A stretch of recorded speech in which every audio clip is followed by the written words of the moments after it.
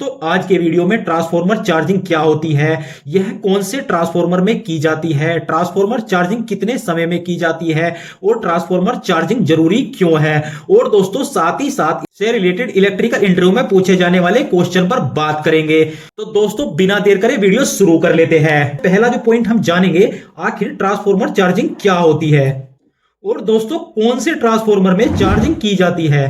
तो दोस्तों सबसे पहले मैं एक छोटा सा आंसर आपको ये बता दूं कि कौन से ट्रांसफॉर्मर को चार्ज किया जाता है। तो दोस्तों हमारे दो टाइप के ट्रांसफॉर्मर होते हैं। एक होता है दोस्तों हमारा ऑयल टाइप ट्रांसफॉर्मर। तो दोस्तों ऑयल टाइप ट्रांसफॉर्मर को भी चार्ज किया जाता है, और दोस्तों जो हमारा ड्राई टाइप ट्रांसफॉर्मर होता है उसको भी चार्ज किया जाता है। यानी कि ये दोनों प्रकार के ट्रांसफॉर्मर को चार्ज किया जाता है, यानी कि जो चार्जिंग की आवश्यकता पड़ती है हमारे दोनों तरह के ट्रांसफॉर्मर को चार्जिंग की आवश्यकता पड़ती है। तो दोस्तों ये तो क्लियर हो गया कि किस किस ट्रांसफॉर्मर को चार्ज किया जाता है। अब बात आती है ट्रांसफॉर्मर चार्जिंग क्या होती है, तो ये कैसे किया जाता है ट्रांसफॉर्मर चार्जिंग, पहले ये समझ लेते हैं। तो दोस्तों जो हमारा ट्रांसफॉर्मर होता है, दोस्तों वैसे तो ये बहुत ही ज्यादा इंपॉर्टेंट क्वेश्चन है, लेकिन इसका जो प्रोसेस होता है वो बहुत ही ज्यादा सिंपल होता है। आप वीडियो को देखोगे तो बड़ी आसानी से समझ जाओगे। दोस्तों जो हमारा ट्रांसफॉर्मर होता है, अगर हम चाहे 3 फेज की बात करें, चाहे हम जो हमारा सिंगल फेज होता है उसकी बात करें, तो दोस्तों हम एग्जांपल के लिए ले रहे हैं। अब सपोज करो हमारा 3 फेज ट्रांसफॉर्मर है, तो इसको चार्ज करने का क्या प्रोसेस होता है, यानी कि किस तरीके से की जाती है। अभी हमारी सपोज करो ये हमारी इनपुट सप्लाई है, यहां से इनपुट है और ये हमारी आउटपुट है, यानी कि ये अलग अलग 3 वाइंडिंग होती है दोस्तों हमारे ट्रांसफॉर्मर में। ये हो गई इसकी आउटपुट सप्लाई।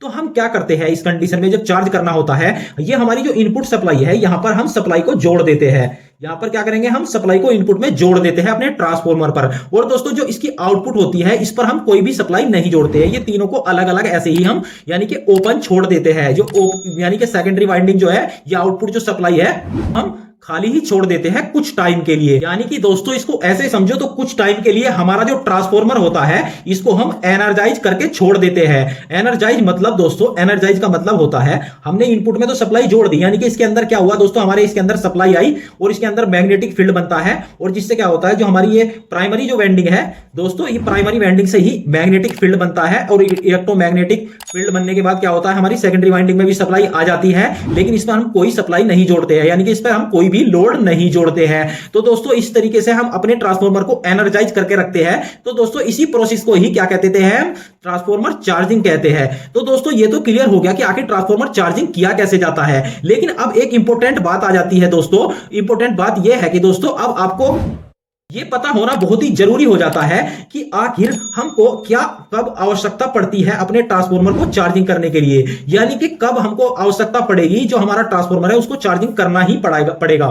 दोस्तों ट्रांसफॉर्मर चार्जिंग की आवश्यकता 2 कंडीशन में पड़ सकती है। दोस्तों पहली कंडीशन हो सकती नहीं दोस्तों, पहली कंडीशन है जब हम न्यू ट्रांसफॉर्मर का इंस्टॉलेशन कर रहे हो, तब हमको आवश्यकता पड़ेगी कि हमको चार्जिंग करने की आवश्यकता पड़ेगी। यानी कि जैसे ही हम अपना कोई नया ट्रांसफॉर्मर इंस्टॉलेशन कर रहे हैं तो उस पर हम लोड डालने से पहले कुछ टाइम के लिए अपने जो ट्रांसफॉर्मर है उसको एनर्जाइज करते हैं। तो दोस्तों एनर्जाइज करना ही क्या कहलाता है, हमारा ट्रांसफॉर्मर चार्जिंग। तो एक कंडीशन तो ये हो गई दोस्तों, और दूसरी कंडीशन की मैं बात करूं तो दूसरी कंडीशन जब हमारे जो ट्रांसफॉर्मर है उसकी सर्विस हुई है या वो कुछ टाइम से बंद है, यानी कि 2-4 महीने से 4-6 महीने से बंद है, इस कंडीशन में हमको अपने ट्रांसफॉर्मर को चार्जिंग करने की आवश्यकता पड़ती है।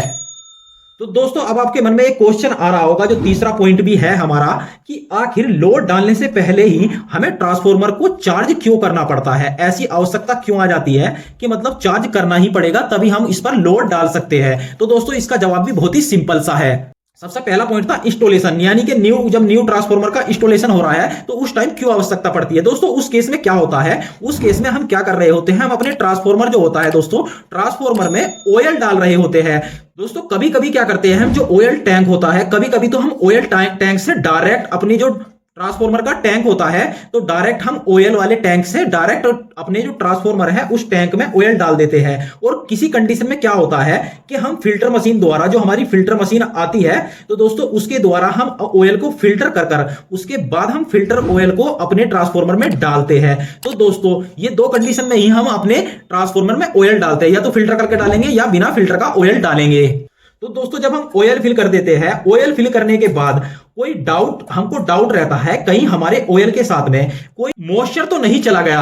अगर मॉइस्चर चला जाएगा, मॉइस्चर यानी कि दोस्तों पानी, वाटर तो नहीं चला गया, पानी तो नहीं चला गया, या हमारी मॉइस्चर वाली एयर तो नहीं चली गई, जिसमें वाटर हो जिस एयर में, वो एयर तो हमारे ट्रांसफॉर्मर के टैंक में नहीं चली गई। तो दोस्तों इसको ही हम, इस डाउट को ही क्लियर करने के लिए, या ये कहिए दोस्तों इस मॉइस्चर को सुखाने के लिए हम अपने ट्रांसफॉर्मर को चार्ज करते हैं। ये पहला जो हमारा पॉइंट था इंस्टॉलेशन के टाइम। तो दोस्तों इंस्टॉलेशन के टाइम इसलिए चार्ज किया जाता है ताकि हम जब जिस टाइम उसमें ऑयल फिल कर रहे होते हैं तो ऑयल के साथ कोई उसमें यानी कि मॉइस्चर तो नहीं चला गया, वाटर तो नहीं चला गया, या एयर तो नहीं चली गई ऐसी है जिसमें थोड़ा पानी हो यानी कि नमी हो।